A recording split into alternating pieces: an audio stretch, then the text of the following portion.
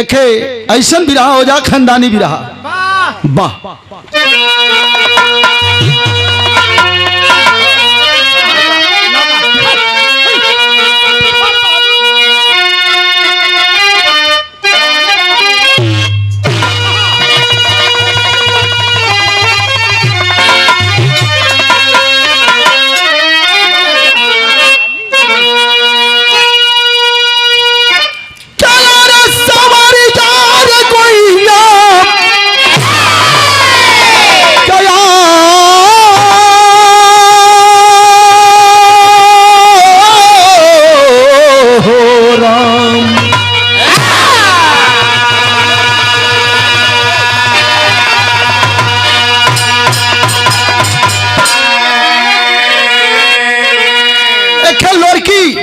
लोरकान खंड का भी रहा बाबा और बड़ी मजेदार भी रहा। भूमिका का भाव कवि जी लिखत हुन कैसे मास्टर?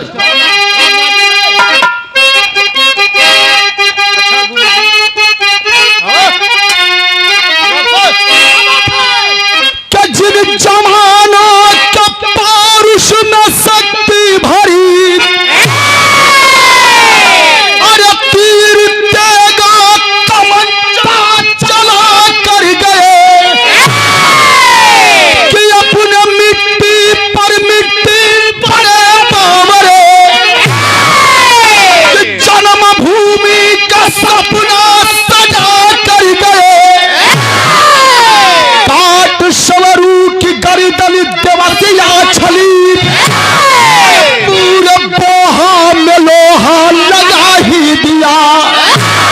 रो रही है धरा आज दादा बिना, कि आसमां भी प्रलय गीत वो ही दिया।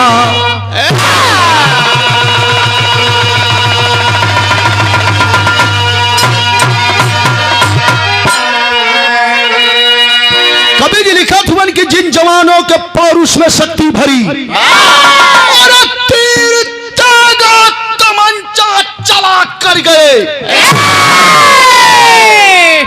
यहां एक कव्वाली का टुकड़ा लगल मास्टर।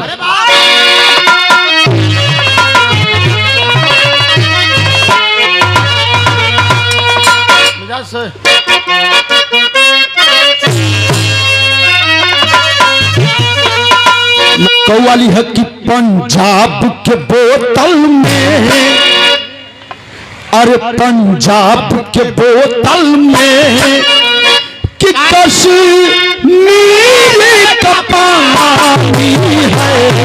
पंजाब के बोतल में,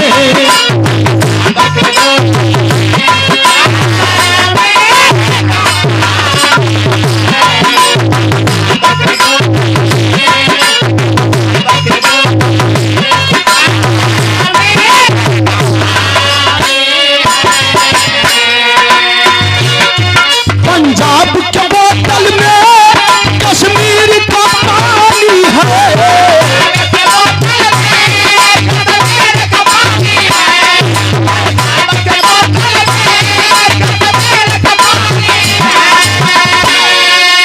अरे कश्मीर का पानी है, कि लखनऊ की नजाकत है। अरे लखनऊ की नजाकत है, अरे बॉम्बे की जमानी है। लखनऊ की नजाकत है, लखनऊ की नजाकत है।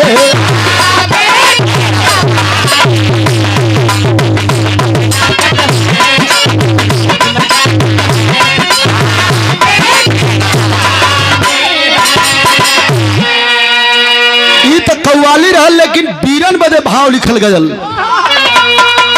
कि बीरों के घराने में, अरे बीरों के घराने में, अरे बीर की रमानी है। बीरों के घराने में,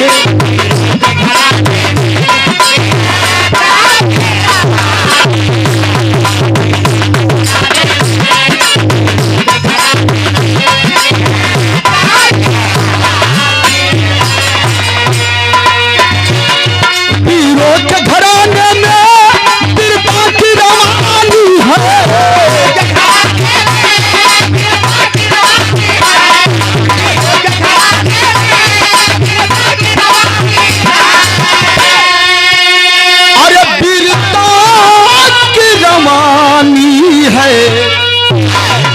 कि रग रग में लहू उबले, कि रग रग में लहू उबले, अरे जंग जवान रग रग में लहू उबले।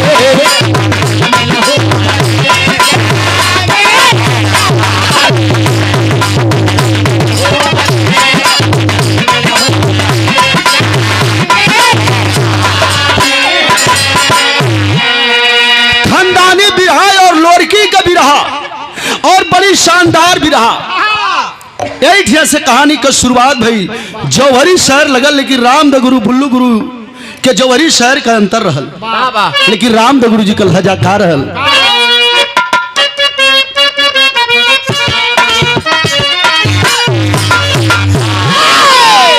थोड़ा मास्टर पौडिल तेज मारल करा। कैसे कि अरे जब सानी शेर तूफानी, कि जब सानी शेर तूफानी ललकारी जंग में करता, जब सानी शेर तूफानी ललकारी जंग में करता, अपनी मर्यादा खातिर तलवार के ऊपर चलता। कहानी चलल कि थे लोरी को उधर लगाए, थे लोरी को उधर लगाए नेउरापुर वाला लोहा, थे लोरी को उधर लगाए नेउरापुर वाला लोहा। मौका भी देवसिया पाया, पड़ गया सुन जब पोहा। देवसिया के मौका का मिलल, जब मौका मिलल तो कैलस का कि सवरू की गर्दन काटा,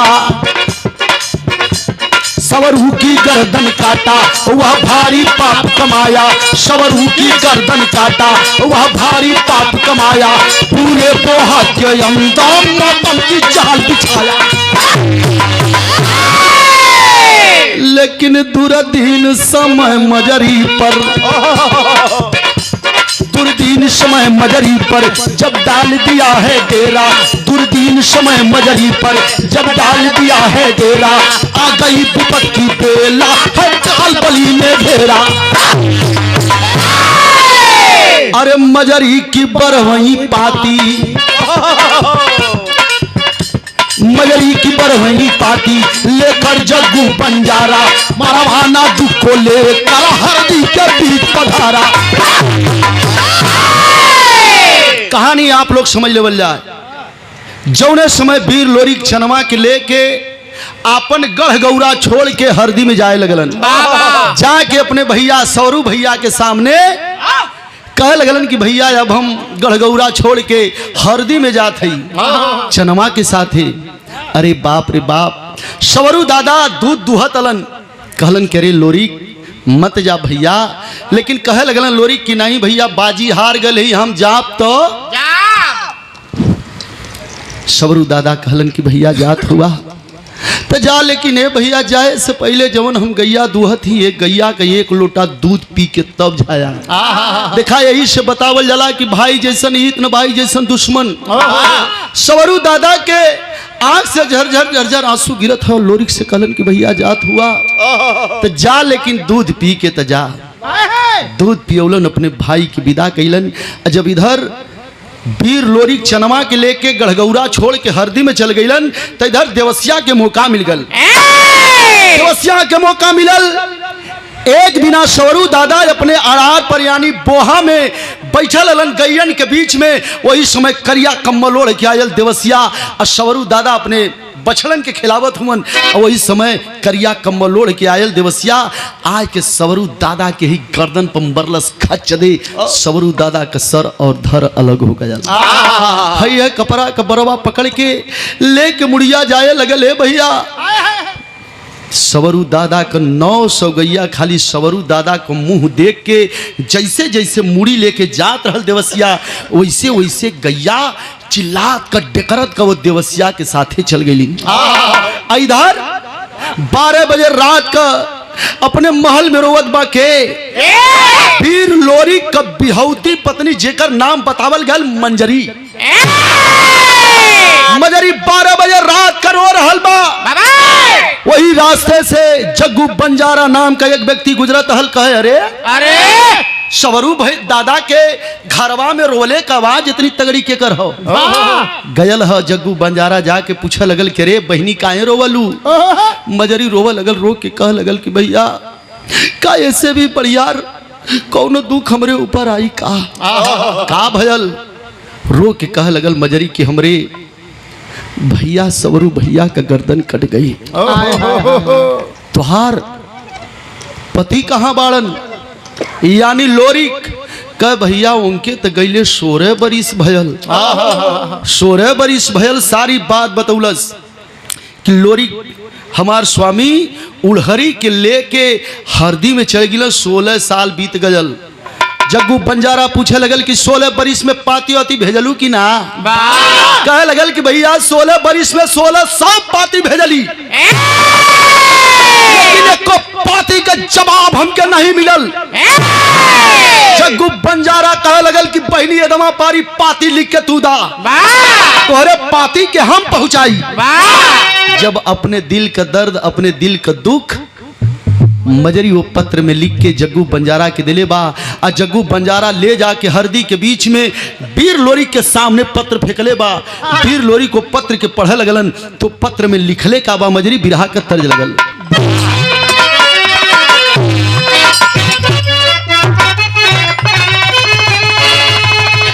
कि अरे जमन जमन कहबा सैया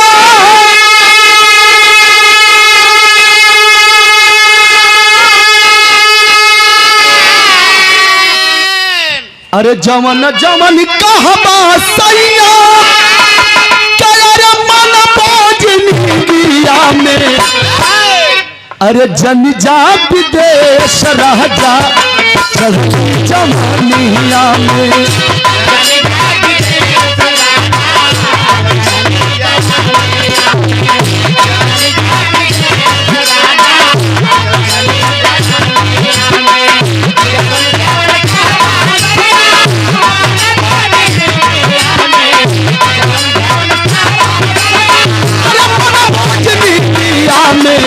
चली जा विदेश राजा चढ़ली जवानिया में।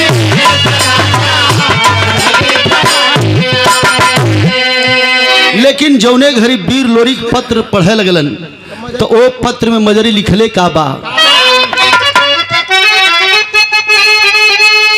अरे कहवा भुलाई गईला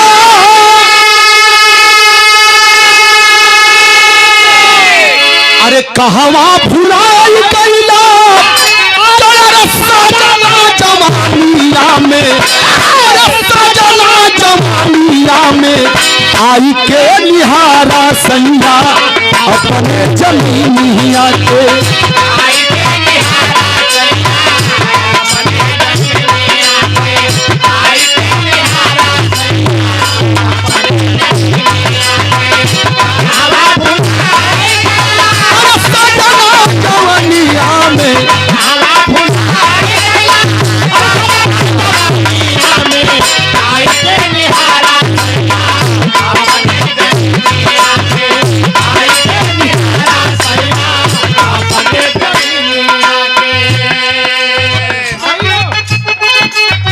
अरे उड़हरी का बस में सैया अरे उड़हरी का बस में सैया सब कुछ भूलैला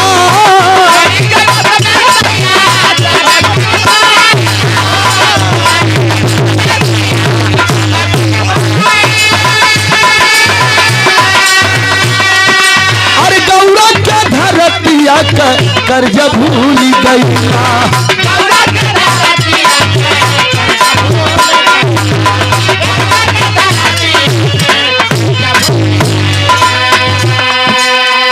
अरे कटलस देवसिया सवरू कटलस देवसिया सवरू अरे दादकार दानिया के दादकार दानिया के आई के निहारा सैया अपने जमीनिया के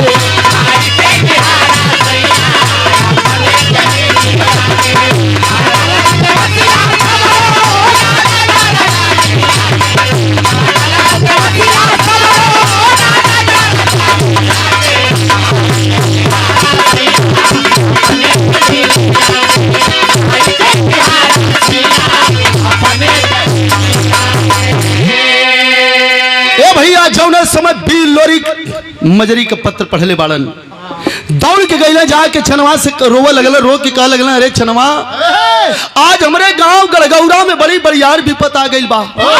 छनवा कहे लगल का भइल बा? तब बीर लोरी कहे लगलन, का कहलन मास्टर बिरहा का तर्ज बा है,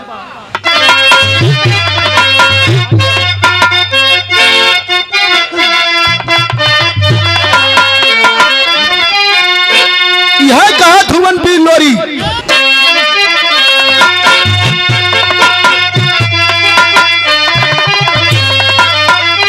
छनवा से लोरी कहा धुवन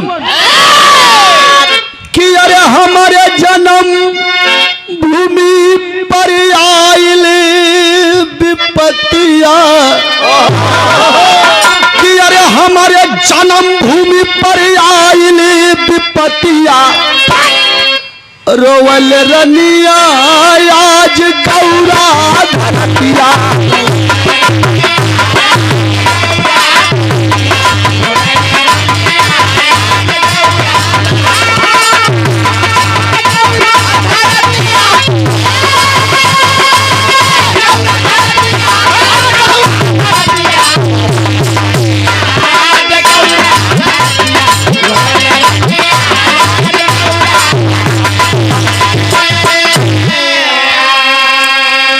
अरे चनवा कहे कि मोहे संघवा लियाइला, अरे चल के दुश्मन मन से बदला चुकाई।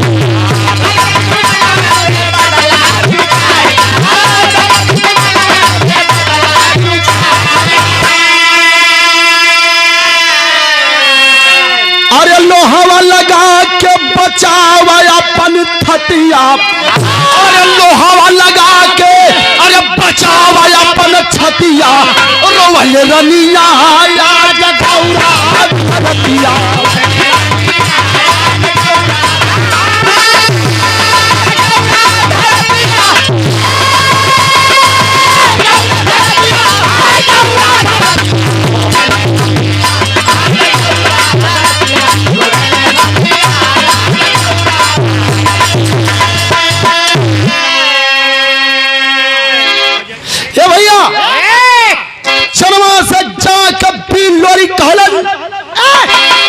हमरे सवरू भैया का गर्दन कट गई, अब हमके यहाँ से जाएदा। तो छनवा पूछलस कि तोके पता कैसे चलल कि सवरू भैया का गर्दन कट गई? तब बीर लोरी बतौलन कि हमरे बिहौती पत्नी मजरी का जौन बा पत्र आयल है। तो छनवा कहे लगल कि जब तोरे भैया का दुश्मन जिंदा हो, तोरे भैया के गर्दन काट दिलस, देखे काम करा कि हम के लिए आके चल के दुश्मन से बदला चुकाला। बीर लोरी कलन छनवा से कि नहीं तोहके ना जाए के है। छनवा कहे लगल नहीं हम के लिए आ चलाओ, भैया के दुश्मन के मार के बदला पूरा कहला। छनवा बार बार कहत बा बीर लोरी कलन नहीं तोके ना जाए के है। तब देखा यहाँ बात गर्दिश में फंसे जाती। छनवा कलस हो अगर तुहार भैया मारल हता तो बदला ले बदे कहता हुआ हम के लिए आके चलता और चल के अपने भैया के दुश्मन के मार देता, हमके ना लिया जात हुआ। एकर मतलब कि 16 बरिस बाद तोहके तुहार मेहरारू याद आइल ही, यही से उसे मिले जात हुआ। चनवा कहलन ऐसन, ए चनवा का बात सुन के लोरी कहलन ऐसन मत कहो। कल सुना सुना तुहार कुल हम पैतरा जानत हई। ए भैया चनवा कहे लगल कि लगत है कि 16 बरिस बाद तो के तुहार मेहरारू याद आई ले। तो याद तो कह लेला 16 बरिस में कई ठे मेहरारू बदल के रखला तू।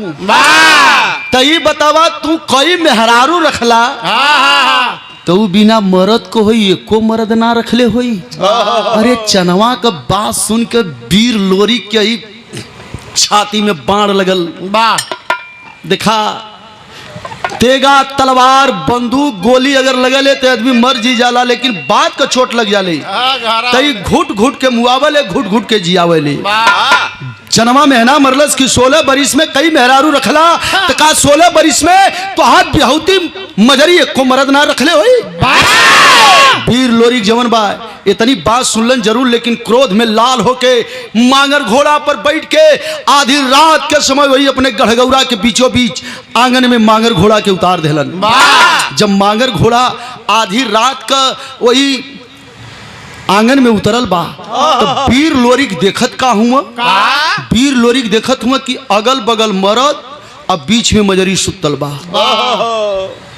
वीर लोरिक कहलन कि अरे यार चनवा तो मेहना मरले रहल कि काऊ एको मरद ना रखले हुई, एक मरद छोड़ाई तो दू ठेले के सुतल है। अब वीर लोरिक सोचा लगलन, का सोचत हुआ, बिरहा के बड़ी भिड़ा के तर्ज लगल।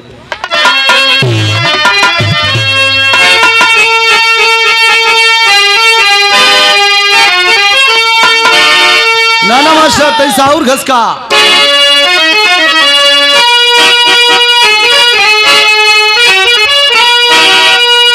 देखा ये तर्ज के स्वर्गीय रामदेव गुरु और बुल्लू गुरु जी गावतलन। रामदेव गुरु कैसे गावे, कैसे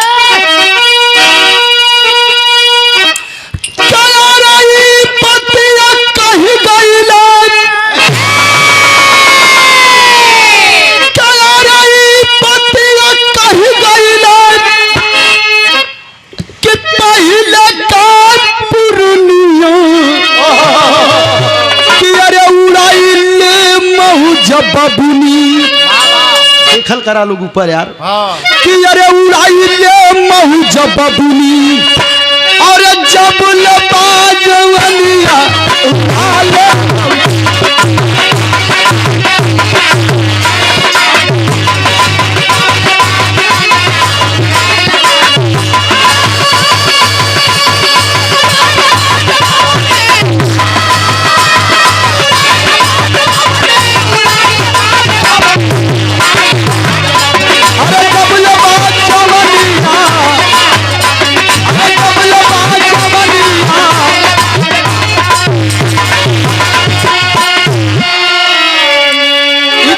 रामदेव गुरु गावे की उड़ाई ले मऊ बबुनी जबले बा जवनिया। लेकिन बुल्लू गुरु जी का पारी जुबनिया जुबनिया जुबनिया का है पुरैनिया। अब वही थे बुल्लू गुरु जी का जब पारी आवे तो बुल्लू गुरु जी कैसे गावे,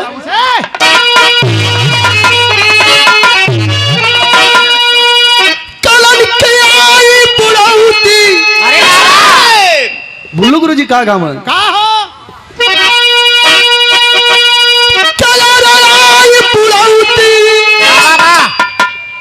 चल बुलेट गुनिया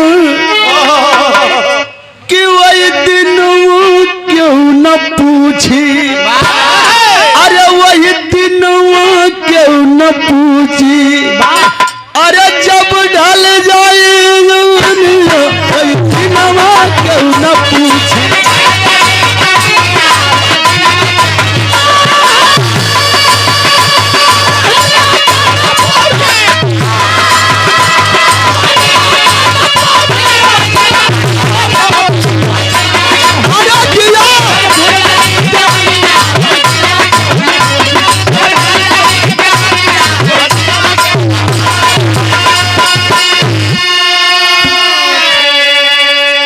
भैया टेरी तनी सही बोला, नहीं तो नाइट भी काटे में समय न मिली तो वह तो काटत है यहाँ। ए भैया लेकिन वीर लोरिक जब देखलन कि अगल बगल मरद बीच में मजरी सुतल बा तो वीर लोरिक का सोचत हुन,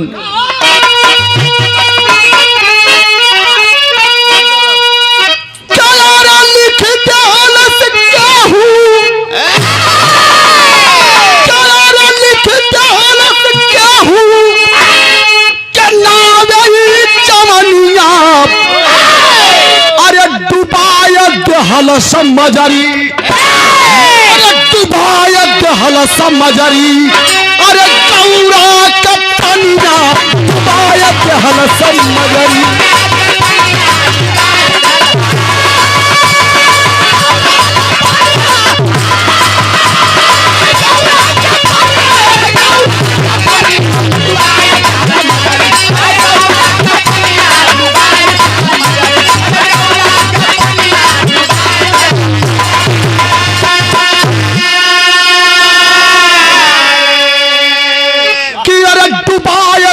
हलस मजारी, अरे डुबाए के हलस मजारी, अरे गौरा का पनिया।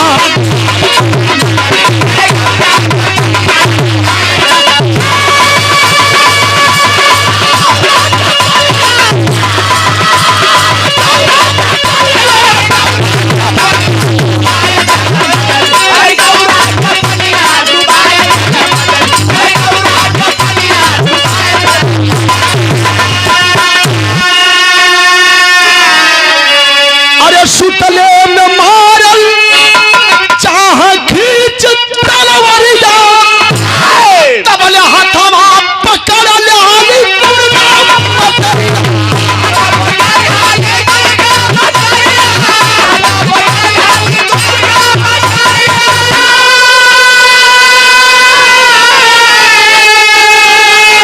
फिर लोरिक निकाल के तलवार जात हलन मजरी का गर्दन काटे। इतने में दुर्गा माई प्रकट होके तलवरिया पकड़ के एक बात कहली लोरिक से,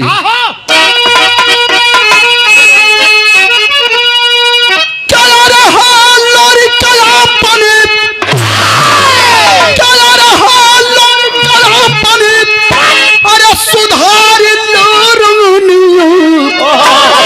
जेके कहत हुआ कि दूठे मर्द लेके सुतल है, अरे बचा के मजरी रखलस, बचा के मजरी रखलस, अरे गौरा के पनिया।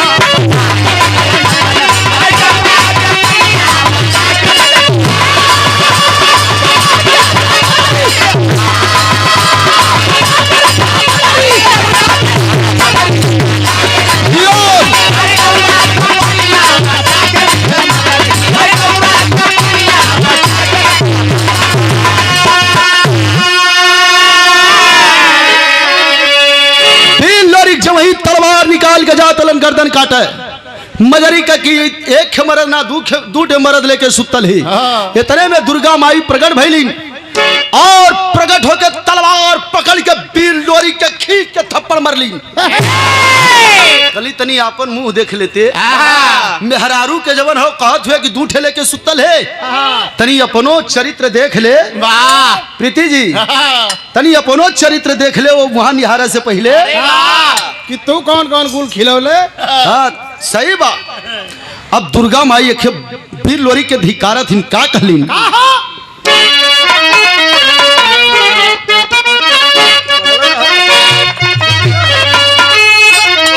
दिखाई तब कई जिला से चलले। ओहो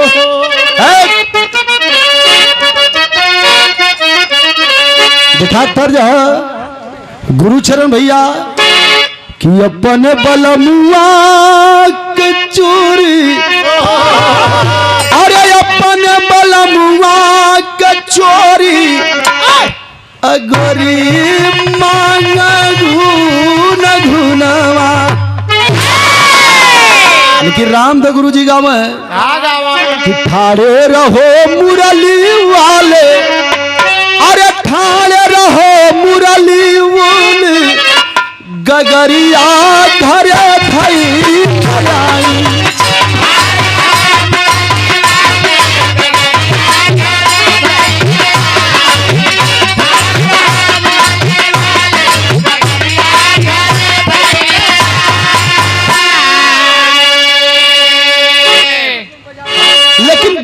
के दुर्गा माई का अधिकारत है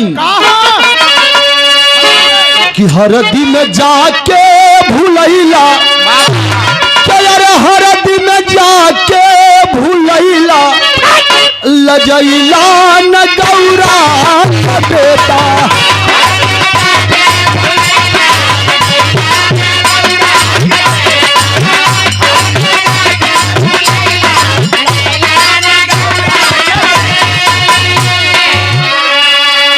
अरे सजिया पे मजरी तोहरो ललनमा, अरे सही सही के मजरी जियावले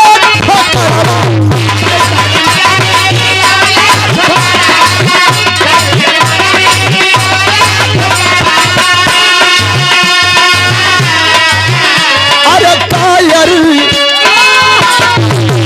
अरे कायर कपूत हो गई।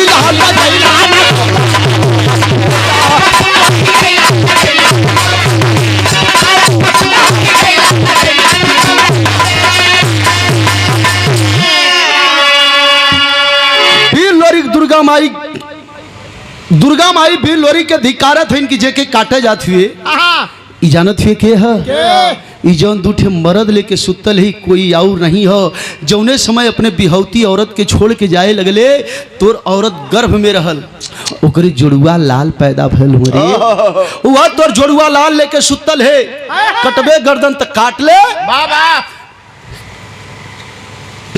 रोवा लगल लोरी कवि जी का लिखत हुअन कलिन की अरे निहारा अपन माटी हिरवा अरे निहारा अपन माटी हिरवा अरे जब से निकल गयल गौरा कये का सितारा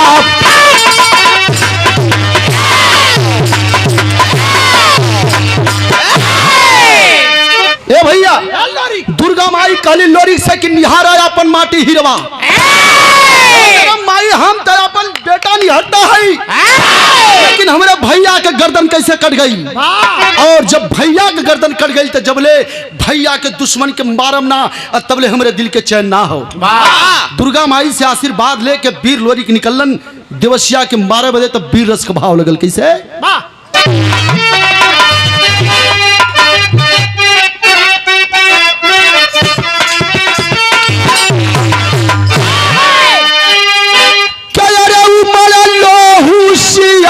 भवनी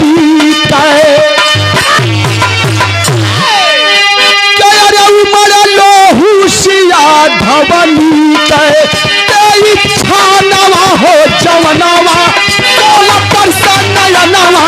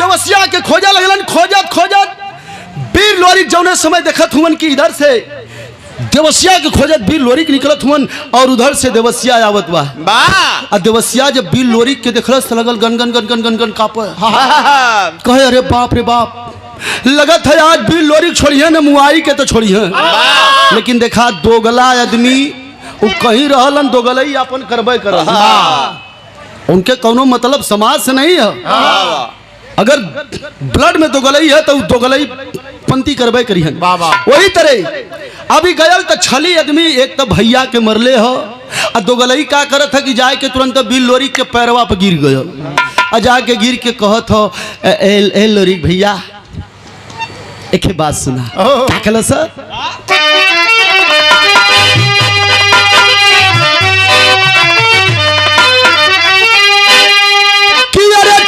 देवसिया कि देने लगा तो हैया लोरी भैया हो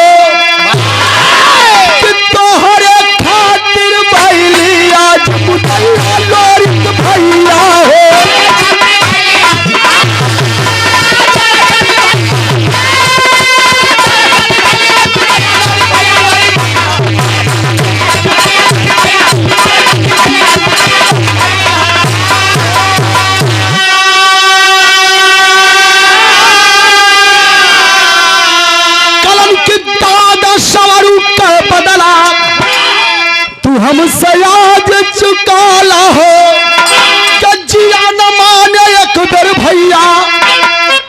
छतिया हमें लगा हो।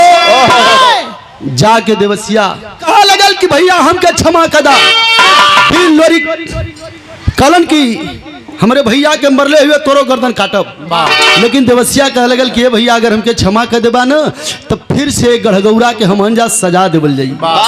तब लोरी बिना तेल के पकौड़ी हो गई उनके जवन बा क्षमा कर दिल। आ जब वही क्षमा कैलन है आ देवसिया खड़ा होके देखा तब वीर लोरी जब वही अपने मांगर घोड़ा पर बैठ के 10 कदम आगे बढ़त हुन आ तबले छली देवसिया कैलस का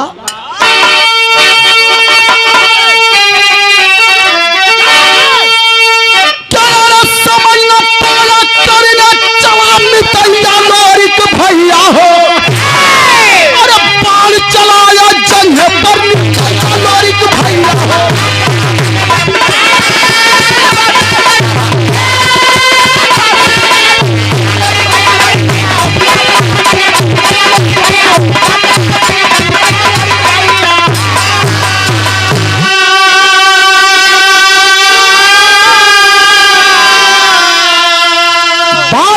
जंगे पर जब वही बील लोरी क्षमा कैलन देवसिया 10 कदम आगे गयल और तबले बील लोरी 10 कदम आगे गई तबले निकाल के बाण से म्यान से तरकस से बाण देवसिया चला देहलस। बीर लोरी के जंघा में लगल हो।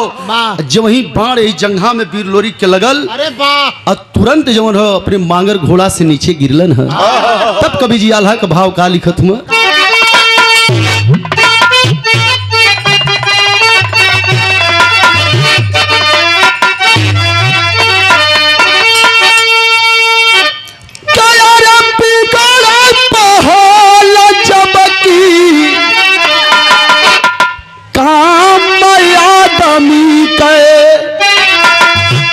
अरे पहले जलव कराया किलिया हो मारा।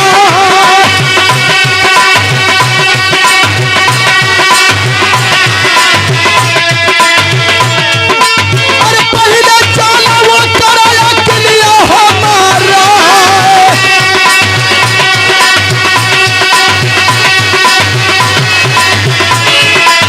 जहिया कचार वही चमानी का लहरिया।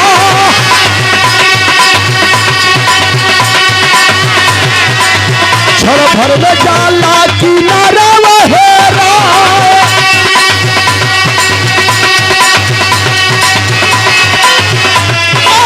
चले लोरी से कप धरतिया समनावा।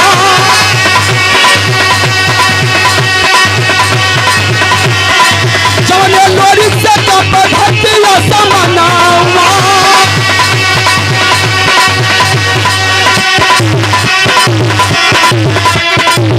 लोरी घायल हो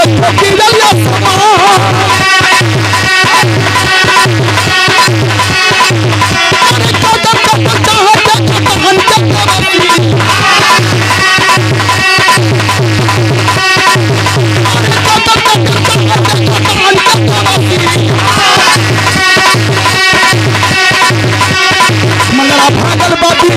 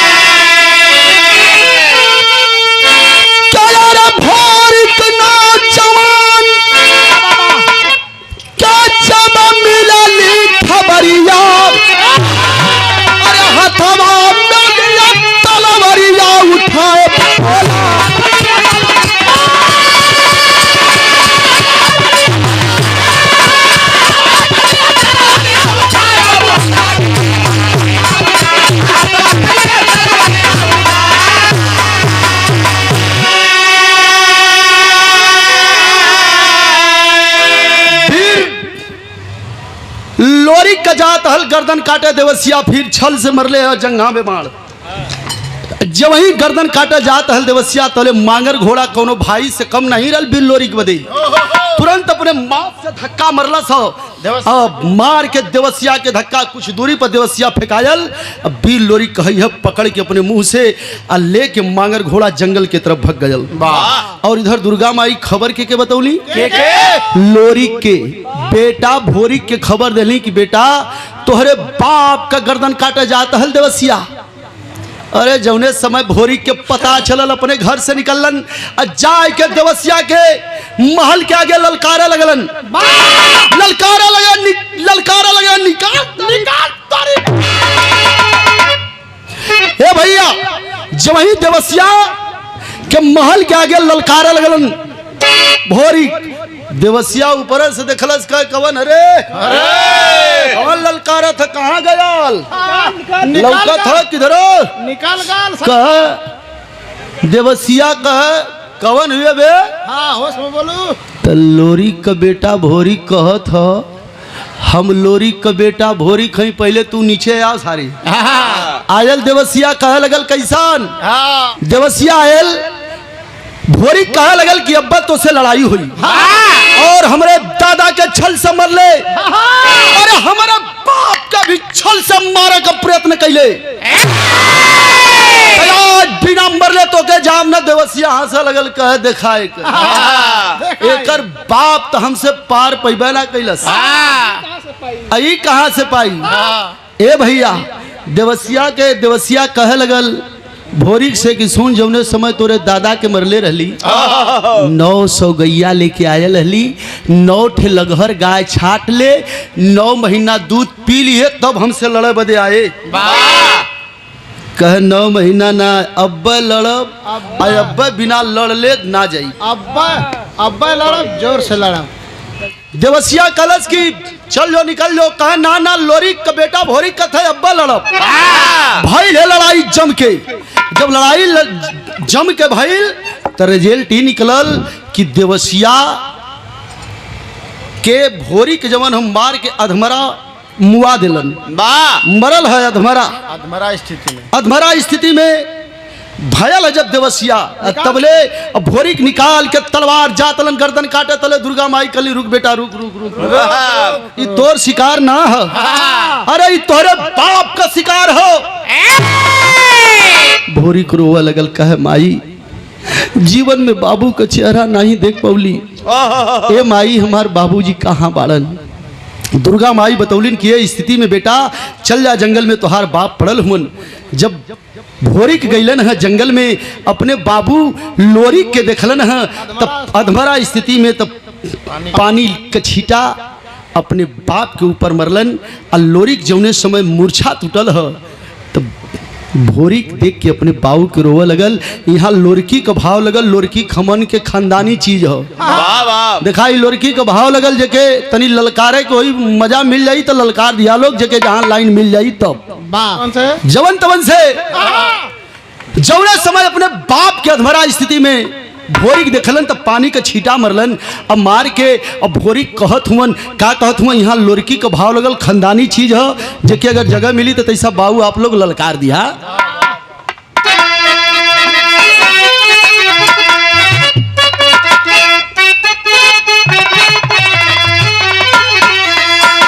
भोरी को रोवत हुआ कि अखिया खोला बाबूना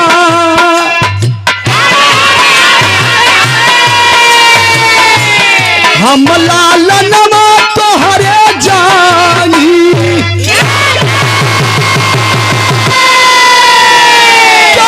हई बोलावत बाट बाबूजी अरे हई बोलावत बाट बाबूजी लालनवा हो को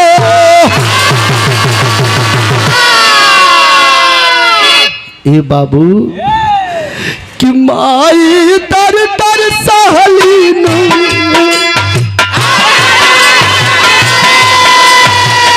अरे माई तर तर सहलीना यही ठोकरवा हम के पेटा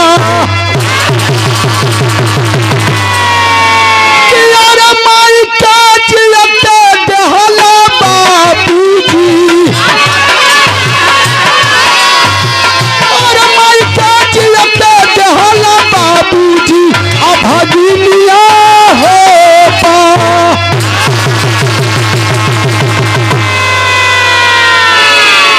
बाबू, ए बाबू, लोरी का बेटा भोरी को रोवत हुन कि बाबू आँख खोला बाबू।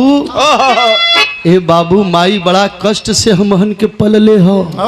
ए भैया, ए बाबू, जौने समय मूर्छा टूटल वीर लोरी अपने बेटा भोरी के देखत हुन तब कि अखिया जर जर बरसना,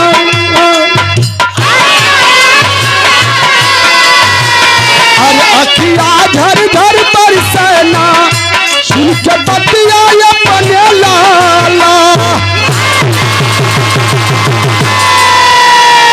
चला लीला रा चुम चुम रोमा बाबूजी,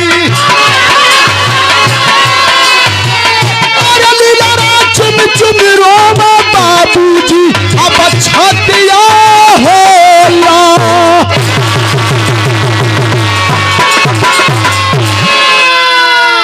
लीलार चुमा लगना लोरी, लीलार चुमा लगना भोरी का। ए बाबू, समय ना है बाबू, चल के अपने दुश्मन का गर्दन काट ला बाबू। तो देखा वहीं तो लोरकी हमहन के बिरहा का कट वाली लोरकी लगले, लेकिन चश्मा वाले बाबूजी आप लोगन के जवानी में जब इतनी बात लोरी सुनलन, लेकिन यहाँ लोरकी अब पुरनकी एक लाइन लोरकी लगल जवन हमहन कयाजा परवाजा ये लोग गावत हलन। तो वो लोग कैसे गाँव जानत हुआ? दोनों में डाल के। अब यह लात खाए वाला बात बतिया दे। कैसे? अब हमने कयाजा दोनों में डाल के गावत हलन। अरे दोनों कानवा में हो अंगूरी। तो एत्र कहा कि काने में अंगूरी लगाए के गावत हलन। समझ लगाए के गावत हलन, डाल के ना गावत हलन। कानवा में अंगूरिया डाली के ना इतना बाहर गलती ना। राम बाबू, हमारे इंजीनियर साहब आपके तरफ से 101 रुपए का पुरस्कार, चरणों में प्रणाम। सब भैया लोगों के प्रणाम बा। खड़ी लोरकी कैसे गवाए? दद्दा लोग गोजी लेके काने पर यही तरह हाथ लगा के गावे। कैसे बतावत है कि कैसे गावे? गावे कि राम राम राम राम ले हरि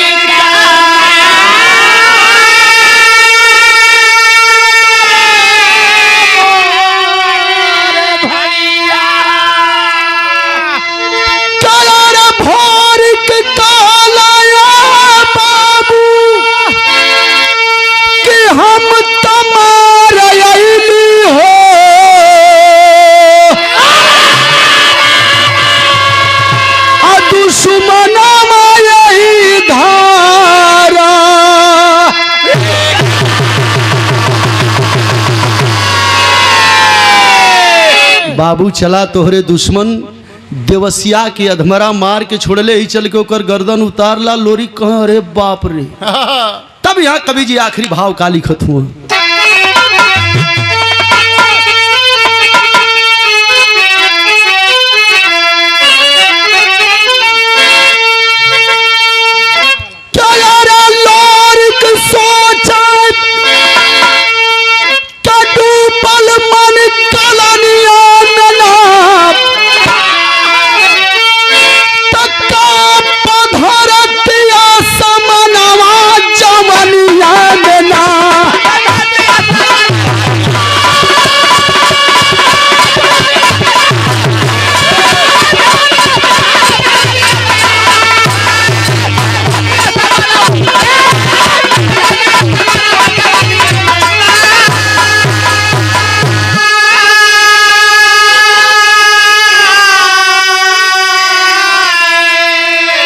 सोचत हुन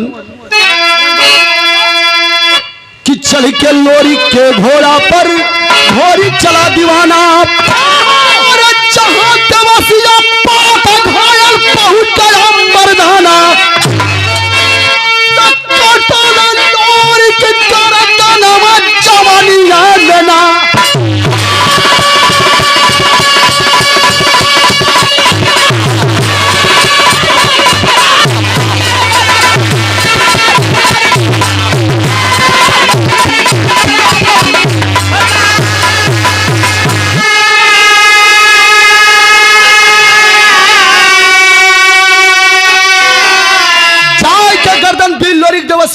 लेलन है।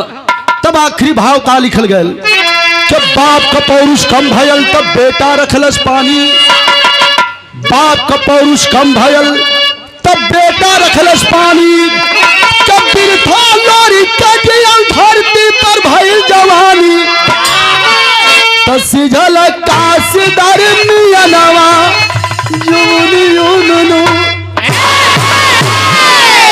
आखिरकार बाप का सपना बेटा पूरा कैलस, तो वीर लोरी सोचे लगने कि आप जियल धिक्कार है धरती पर, आप ऊट बिलार कुकुर सियार कुल टोका लगी हैं।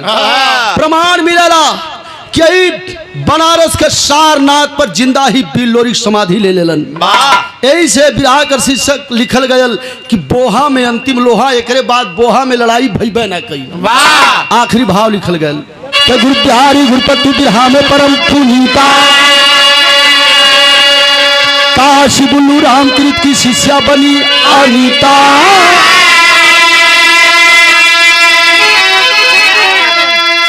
अरे निहारा अपन